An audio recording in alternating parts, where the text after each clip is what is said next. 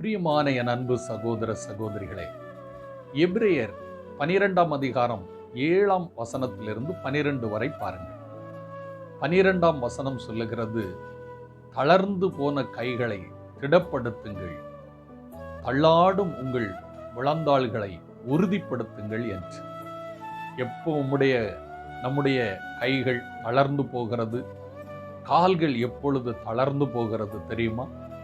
சோதனைகள், போராட்டங்கள், வேதனைகள், நோய்கள், பண கஷ்டங்கள், மனிதருடைய தேவையில்லாத பேச்சுக்கள் நமக்கு வரும்போது நம் கைகள் தளர்ந்து போகிறது, நம் முழந்தாள்கள் தள்ளாடுகிறது இல்லையா?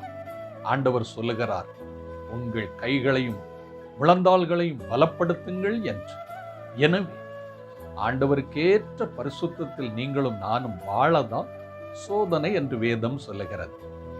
இந்த உலக பிரகாரமான தகப்பன் நம்மளை கண்டிக்கிறார். ஏன்? நீதியா வாழ, பரிசுத்தமாய் வாழ. எனவே நீங்களும் நானும் தைரியமாய் இருப்போம். இயேசுவின் நாமத்தில் ஆசீர்வாதங்களை பெற்றுக்கொள்வோம். God bless you.